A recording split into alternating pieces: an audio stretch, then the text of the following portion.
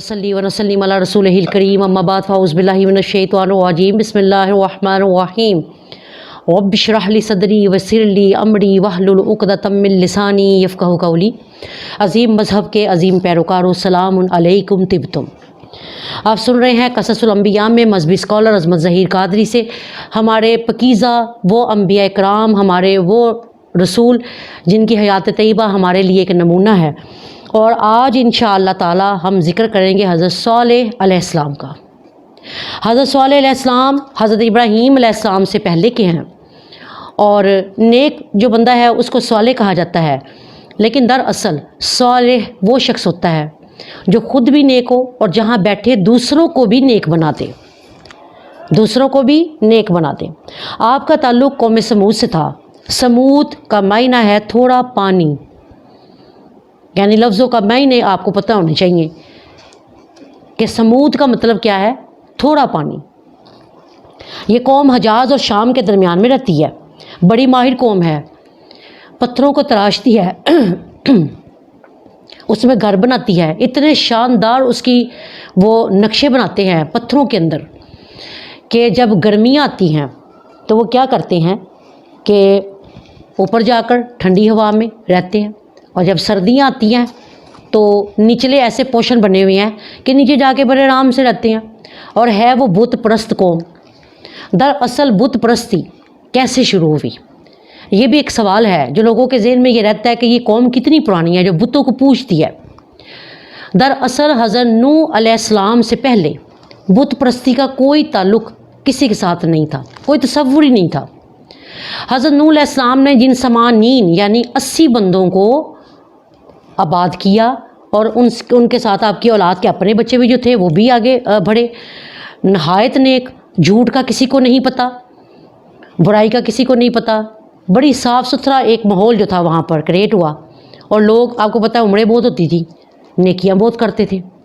अब क्या हुआ, जब उस कौम के नेक बंदे फोत हुए तो वो बड़ा रोते थे उनको याद करके। ज़ाहिर बात है, जिस नेक बंदे के साथ आपको मोहब्बत हो, जिससे आपको राह रास्त मिले, आपको अच्छी रहनुमाई हो, आप वो चाहे बंदा गैर ही हो, आप उसको फिर भी याद करते हैं, क्योंकि किसी को रास्ता दिखा देना इससे बड़ी नेकी और कोई नहीं, सही रास्ता दिखा देना।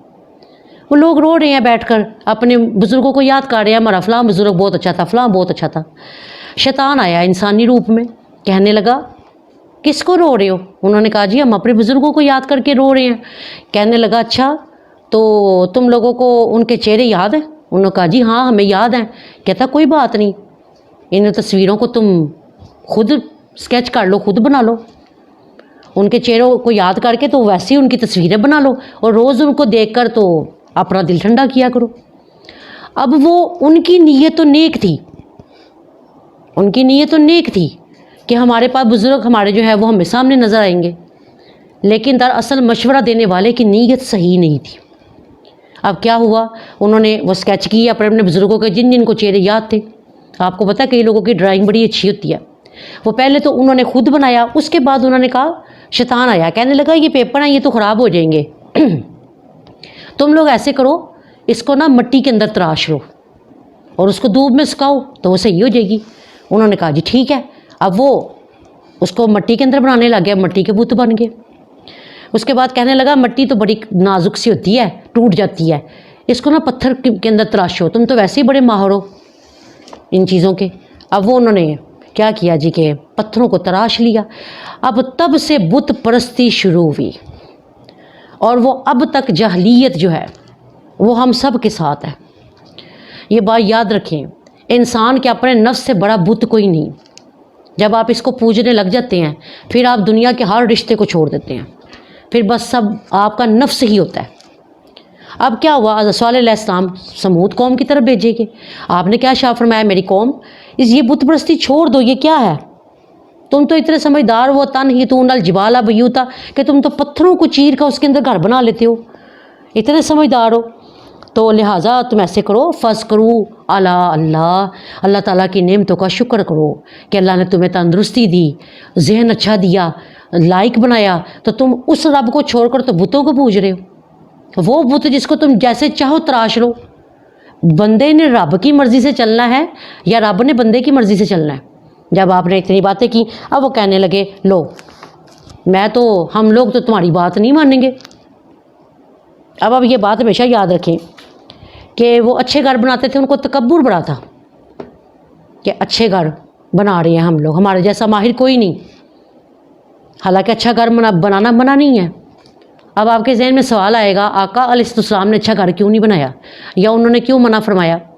تو یہ بات ہمیشہ یاد رکھیں، حدیثوں کی تفسیریں تو بہت سارے بزرگوں نے کی، لیکن باطنی جو معنی ہے وہ حضرت امام اعظم ابو حنیفہ رحمۃ اللہ علیہ، انہوں نے باطنی معنی کیا لیا کہ آقا علیہ السلام نے جب صحابہ کو منع کیا کہ آپ اتنے شاندار گھر نہ بناؤ، اس پر پیسہ نہ لگاؤ، کیوں کیا منع؟ کیونکہ تب جہاد زوروں پر ہوتا تھا، جنگیں بہت ہوتی تھیں۔ اگر آپ سرکار نے فرمایا تم سارا پیسہ ادھر ہی لگا دو گے، اپنی ساری طاقت ادھر ہی صرف کر دو گے، تو فرمایا پھر جہاد میں کون جائے گا؟ اس لیے آپ سرکار نے منع فرمایا، نہیں تو آپ سرکار نے یہ نہیں فرمایا کہ میرے امتی گھر نہ بنائیں۔ اچھا گھر ہونا اللہ کی نعمت ہے، اگر اللہ نے حلال پیسہ دیا ہے ضرور بنائیں، لیکن جب گھر بنائیں اس میں اپنی ایک کاڑے ہیرا بنائیں، ایک کمرہ، ایک نکڑ، ایک جگہ آپ اپنی علیحدہ منتخب کر لیں کہ یہاں پر آ کر میں نے جو ہے وہ نماز پڑھنی ہے، جائے نماز بچھی رہنے دیں تاکہ آتے جاتے آپ کو نماز یاد آئے۔ تو یہ بات ہمیشہ یاد رکھیں، اللہ تعالیٰ نے حضرت صالح علیہ السلام کو جب بھیجا تو آپ نے بت پرستی سے ان کو منع کیا۔ حضرت صالح علیہ السلام کے ساتھ جتنے بھی لوگ تھے سب کے سب غریب تھے۔ یہ بات یاد رکھیں کہ جب بھی کسی نبی نے اعلان نبوت کیا، لوگوں کو راہ راست کا جو ہے وہ رستہ دیا، ان کو دعوت دی، دعوت اللہ، تو سب سے پہلے ایمان جو ہے وہ لوگ لائے ہیں جو غریب ہیں۔ اور آقا علیہ السلام کا بھی اکثر جھگڑا ابو جہل کے ساتھ یہی تھا کہ وہ کیا کہتا تھا کہ تم نے ہمیں غلاموں کے ساتھ بٹھا دیا ہے جن کو ہم اپنے قدموں میں بٹھا کے روٹی دیتے ہیں، اور ہمیں تو ان سے بدبو آتی ہے۔ اور قربان جائے آقا علیہ السلام کے، ایک روز آپ تشریف فرما ہیں، بلال حبشی قریب کھڑے ہیں، ابو جہل آ گیا، اس کے لیے کرسی پیش کی گئی، بھی سردار ہے بابا، کیا کہا؟ کہنے لگا محمد ہمیں تو ان سے بدبو آتی ہے، تم ان کو اپنے پاس کیوں کھڑا کرتے ہو؟ آپ سرکار صلی اللہ علیہ وسلم کو بڑا ہی دکھ ہوا اور آپ کو اتنا غصہ آیا کہ آپ کا چہرہ انور جو تھا وہ ریڈ ہو گیا۔ آپ نے کیا شاہ فرمایا؟ آپ نے فرمایا عمر رضی اللہ تعالیٰ عنہ بھی قریب تھے، آپ نے فرمایا عمر یہ بلال حبشی جو ہیں یہ کون ہے؟ انہوں نے کہا یا حضرت یہ بلال حبشی ہیں۔ آپ نے فرمایا نہیں، یہ سیدنا بلال ہے، یہ ہمارا سردار بلال ہے۔ قربان جائے محمد عربی صلی اللہ تعالیٰ علیہ وسلم کہ آپ نے کیسا مذہب ہمیں دیا، کیسا مسلک دیا، ہر اچھے برے کی پہچان دی، غریب اور امیر کا فرق ختم کر دیا، اس حد تک فرق ختم کیا کہ جب بیوی فاطمہ زہرا سلام اللہ علیہا کو ایک لونڈی ایک نوکرانی دینے لگتے ہیں تو کیا شاہ فرماتے ہیں؟ فاطمہ یہ تمہارے گھر کی نوکرانی ضرور ہے لیکن یہ کہ انسان ہے، یہ کلمہ گو ہے، ایک روز کام تم کرنا، ایک روز کام یہ کرے۔ ایک روز آپ سرکار کے ان کے گھر جاتے ہیں، بیوی فاطمہ کے گھر سلام اللہ علیہا طیبہ طاہرہ کے گھر، کیا دیکھتے ہیں؟ بیوی فاطمہ زہرا کو بخار بہت زیادہ تھا اور وہ کام کر رہی تھیں۔ آپ نے فرمایا بیٹے تم کیوں کام کر رہی ہو؟ تم انہیں اپنی وہ نوکرانی کو کہہ دینا تھا۔ انہوں نے کہا بابا جان آپ نے خود ہی کہا تھا کہ ایک روز کنیز کام کرے، ایک روز میں کام کروں، تو آج بابا جان میری باری ہے۔ کروڑ ہا سلام فاطمہ زہرا سلام اللہ علیہا کی اس تربیت پر کہ جنہوں نے خاتون جنت ہو کر اپنے باپ کی بات کو ایسا باندھا کہ انہوں نے بخار کی حالت میں بھی اپنی کنیز کا حق خراب نہیں ہونے دیا۔ تو فرمایا کیا کہ غریب جو لوگ ہیں وہ جب ایمان لے آتے ہیں تو ان کی قوم نے کیا کہا؟ انہوں نے کہا جی کہ یہ تو آپ کے ساتھ آتی ہے، ہم تو نہیں آپ کے ساتھ ہی اس طرح کر سکتے۔ اب ان کی قوم کا میلہ تھا، انہوں نے حضرت صالح علیہ السلام کو کہا آؤ ہمارے ساتھ۔ آپ نے فرمایا نہیں، میں شرکیہ دعوتیں جو ہیں میں وہاں نہیں جاتا۔ شرکیہ جو دعوتیں ہیں، جو بے حیائی کی محفلیں ہیں، ہلے گلے والی محفلیں ہیں، ان میں ہمارا کیا کام ہے؟ فرمایا میں نے نہیں جانا، اور میری قوم ابھی بھی استغفار کر لو۔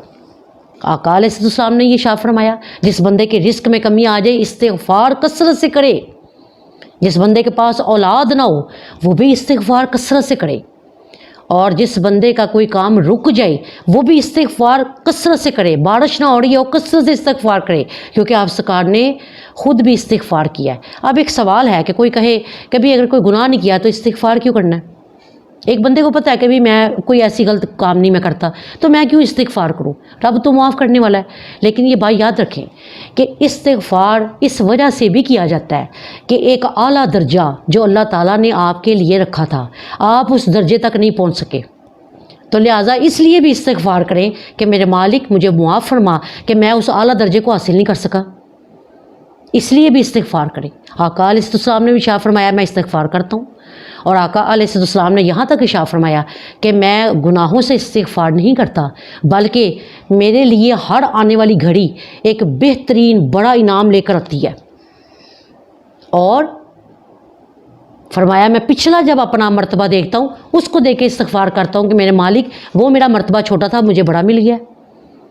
تو کیا ارشاد فرمایا کہ اس وقت ان کے قوم نے کیا کہا، ان کی قوم نے کہا کہ اے صالح علیہ السلام آپ تو ہمیں لگتا ہے کہ آپ کا ذہنی توازن صحیح نہیں، اور آپ اور آپ کے ساتھی جو ہے وہ ایک برا شگون ہے، منحوس لوگ ہیں آپ لوگ، نعوذ باللہ من ذالک۔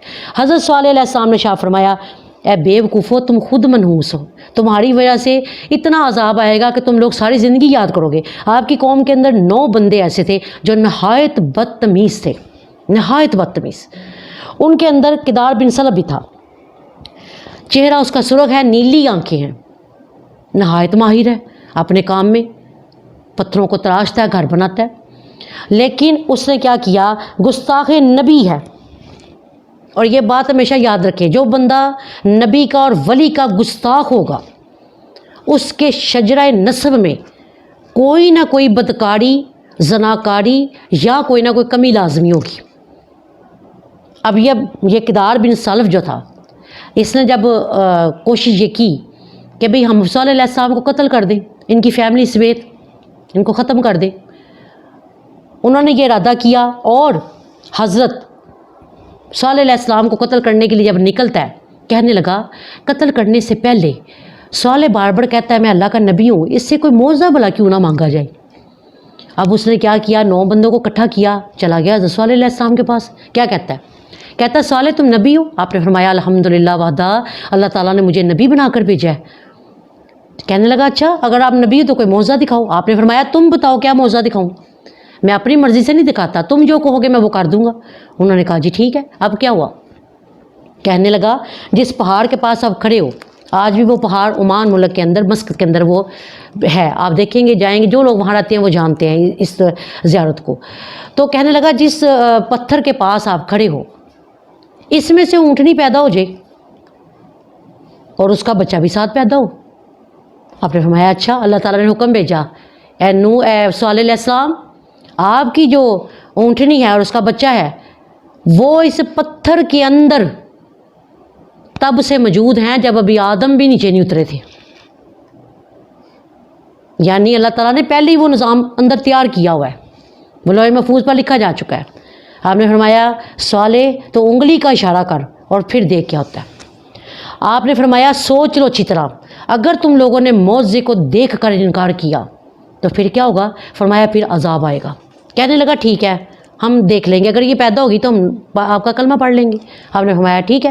آپ نے انگلی کا اشارہ کیا، پتھر 2 ٹکڑے ہو گیا، اور اونٹنی جب باہر آئی تو اس قدر بڑی اونٹنی کہ اگر سڑک پر اس کو کھڑا کریں تو اپنی سائیڈ نہیں موڑ سکتی تھی، اتنی بڑی، اور ان کے اندر سبز چارہ ان کے پاس تازہ پڑا ہوا ہے اندر، کیونکہ اللہ تعالیٰ نے فرمایا میں نے بڑی دیر سے یہاں پر اس کو ٹھہرایا ہوا ہے، یہ صرف آپ کی انگلی کا اشارے کا انتظار کر رہی تھی۔